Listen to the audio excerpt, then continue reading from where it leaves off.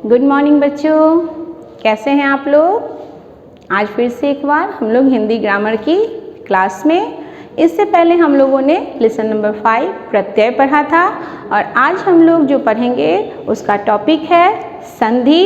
Lesson number 6 part 6 में आज हम लोग संधि के बारे में जानेंगे। सबसे पहले देखिए, कोई भी चीज़ जब हम लोग जानते हैं या किसी चीज़ के बारे में पढ़ते हैं तो सबसे पहले उसको सबसे सिंपल मीनिंग में समझें, सबसे सामान्य अर्थ में। तो संधि का डेफिनेशन हम लोग आगे पढ़ेंगे। उससे पहले जाने कि संधि का सामान्य अर्थ क्या है, सिंपल मीनिंग क्या है संधि का। संधि का सिंपल मीनिंग, सामान्य अर्थ है जोड़ना, मिलाना, मेल कराना। संधि का मतलब जोड़ना। अब इसको देखेंगे, यानी कि कोई चीज़ जोड़ने पे। अब क्या जोड़ने पे या देखेंगे कि पास के हम लोग जो बोलते हैं, जो उच्चारण करते हैं, तो हमारे मुंह से जो आवाज़ आती है उसको हम लोग ध्वनि बोलते हैं। तो जो पास के ध्वनि होते हैं, जो वर्ण होते हैं, क्योंकि हम लोग के अक्षर से ही ना हमारी भाषा बनती है, तो पास के ध्वनि या अक्षर के मिलने से जो परिवर्तन, जो विकार होता है, जो बदलाव आता है, उसे ही संधि कहते हैं।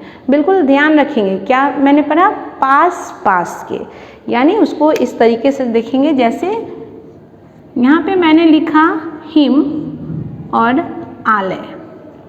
अब यहाँ पे देखेंगे कि पास का कौन सा वर्ण है। पास का वर्ण ये हो सकता है, ये, और ये नहीं हो सकता है। तो यहाँ पे क्या देख रहे हैं कि पास के जो वर्ण हैं ये म और आ, हिम और आ। हिम और आलय का, जब हिम का म और आलय का आ, ये दोनों पास के वर्ण जब मिलते हैं तो एक नया परिवर्तन आता है, एक नया वर्ड बनता है जिसको हम लोग हिमालय बोले।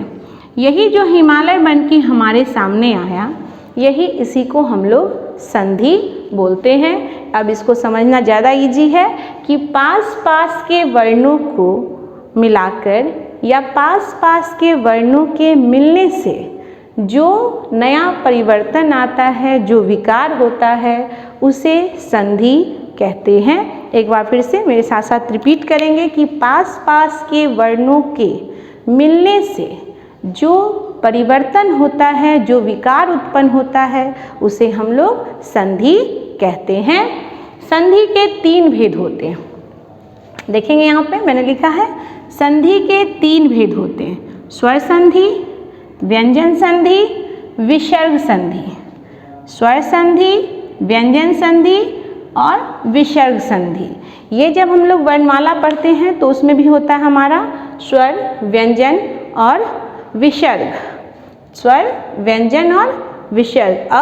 अह जो आता है वो विसर्ग में आता है। स्वर में क्या आता है, अ आ इ, और व्यंजन में क्या आता है, क से लेके ह तक के। ठीक है। अब यहाँ देखिए, स्वर संधि में मैंने लिखा है हिम जोड़ आलय। आप लोग को पता है ना कि ये म जो है, इसमें उच्चारण किसका सुनाई देता है, अ का। तो 2 स्वरों के मिलने से जो यहाँ स्वर संधि में जो 2 स्वर मिलते हैं, उनसे जो परिवर्तन होता है, उनसे जो बने शब्द होते हैं, वो स्वर संधि के उदाहरण होते हैं।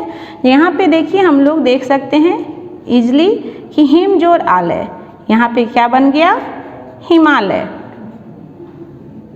उसके बाद महाजोड़ उत्सव, यहाँ भी आ है और यहाँ भी उ है, दोनों स्वर वर्ण के उदाहरण है।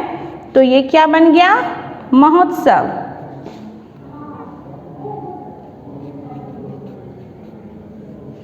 उसके बाद व्यंजन संधि।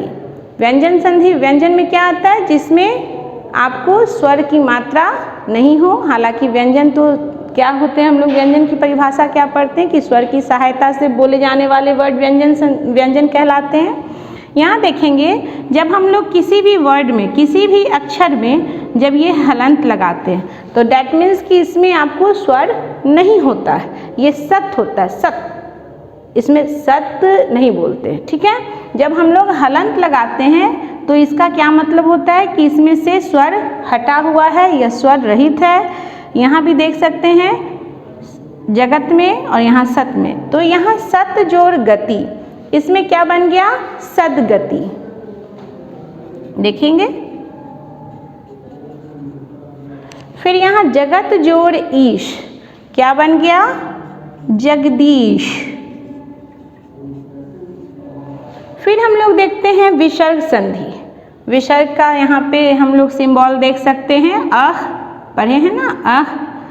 ये विसर्ग संधि, इसमें विसर्ग से जो परिवर्तन होता है, विसर्ग के मिलने से जो परिवर्तन या विकार होता है, विसर्ग संधि कहलाता है। निह जोड़ चय, क्या बन गया? निश्चय।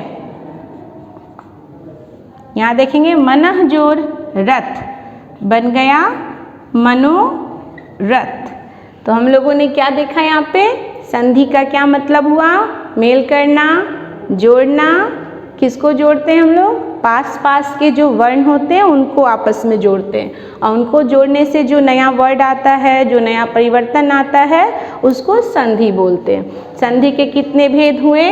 स्वर संधि, व्यंजन संधि और विसर्ग संधि। ये 3 भेद हैं संधि के। स्वर संधि में हम लोगों ने क्या देखा है कि जो 2 स्वरों के मिलने से जो परिवर्तन होता है उसको स्वर संधि का उदाहरण कहते हैं। व्यंजन संधि में व्यंजन का स्वर के साथ या व्यंजन का व्यंजन के साथ मिलना होता है। फिर विसर्ग संधि में विसर्ग का जरूर, इसमें विसर्ग जरूर रहता है, तभी तो ये विसर्ग संधि का उदाहरण होगा। तो हम लोगों ने यहाँ पे स्वर संधि, व्यंजन संधि और विसर्ग संधि के एग्जाम्पल देखे हैं। अब देखिए एक और चीज़ इसमें हम लोग पढ़ेंगे। संधि चैप्टर में हम लोगों ने अभी तक जो पढ़ा है, क्या पढ़ा है कि संधि की परिभाषा, संधि के भेद और इन भेदों में कैसे एग्जाम्पल आ सकते हैं, कौन कौन से उदाहरण किसके हो सकते, ये पढ़ा है। अब एक इम्पॉर्टेंट चीज़ और पढ़ना है, संधि विच्छेद। अब संधि विच्छेद क्या है ये देखेंगे, बहुत ईजी है, ये बिल्कुल भी भारी नहीं है। यहाँ देखेंगे कि हम लोगों ने क्या देखा कि पास पास के वर्णों को जब मिलाया तो एक नया परिवर्तन आया, नया शब्द बना, उसे संधि कहते हैं। अब इसे ही देखिए, इस हिमालय को फिर से जो हम लोग हिमालय शब्द को अलग अलग करके लिख देंगे, हिम जोड़ आलय। इस वर्ड को अलग करके लिखना ही संधि विच्छेद कहलाता है। देखेंगे यहाँ पे ये हिमालय था, हिमालय को फिर से हम लोगों ने अलग अलग कर दिया, हिम जोड़ आलय। ये आपका क्या बन गया? संधि विच्छेद हो गया। यहाँ जो हम लोगों ने लिखा हिमालय को हिम जोड़ आलय, इसको अलग अलग कर दिया। विच्छेद का मतलब ही होता है अलग करना, तोड़ देना। तो यहाँ पे विच्छेद हो गया, अलग हुआ हिमालय, तो ये आप हमारा क्या बन गया? संधि विच्छेद।